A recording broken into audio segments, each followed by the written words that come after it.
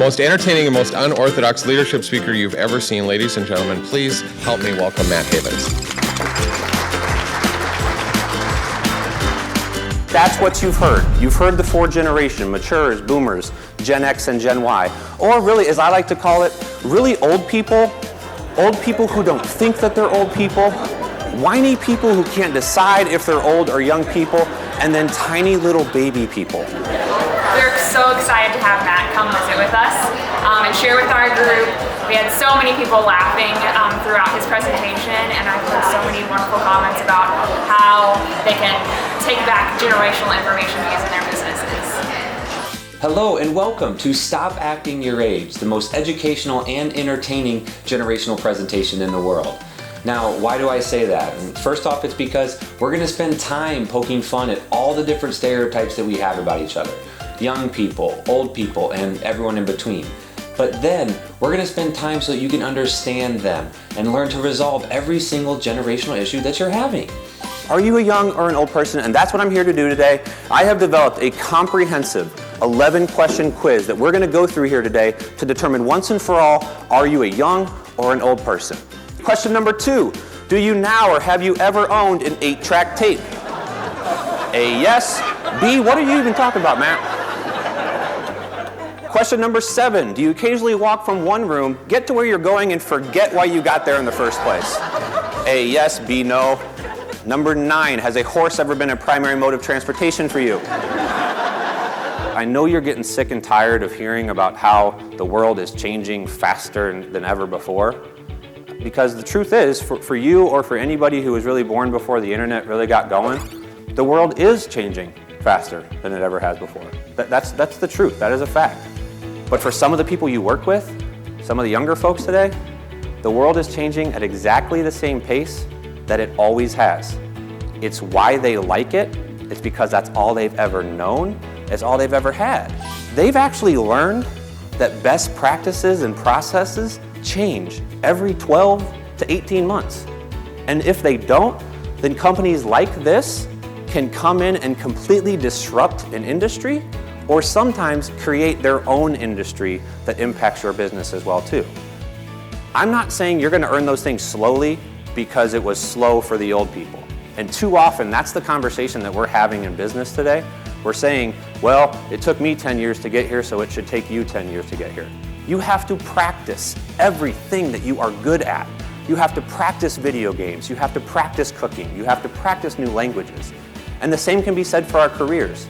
They all generally work the same way. You start, you screw up a few times, you learn from that, and if you're smart and you're focused and you don't give up, you will continue to advance. The reason the old people generally move a little bit slower on things is because the longer you've been around, the more that you've seen fads like this and others come and go, right?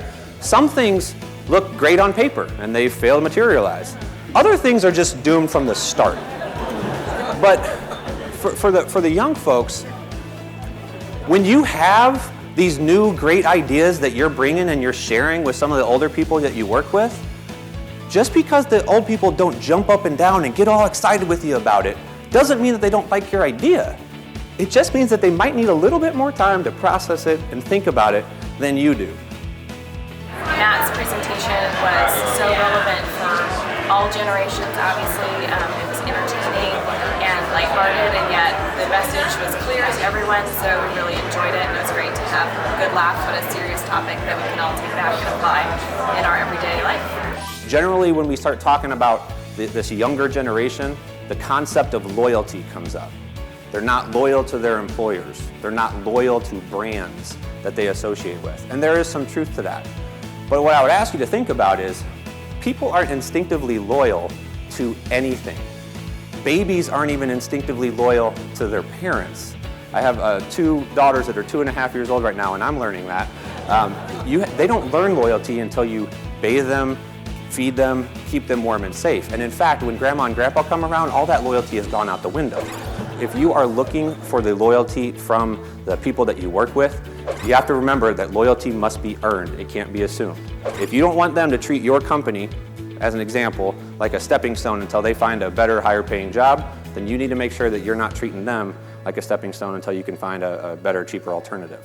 And because oftentimes, whether you're the employer or the organization that's working with these groups, because you're in that position, you have to start the process. And when you start the process, they're going to start the process of becoming a more loyal worker or a partner with your brand. For our young people, advancement is a process, not a right. Everything that you're good at is the result of hard work, dedication, perseverance. Do not expect to be given anything that you made no concentrated effort to earn. For our older folks, advancement is a process that doesn't stop. If you stop learning, if you stop growing, your career, your business will stall. And again, I would say that to any level of person in any organization or industry. So don't expect to keep anything that you make no concentrated effort to maintain. I want to give you your one sentence takeaway from our talk today. It's Twitter approved. You can get it up there.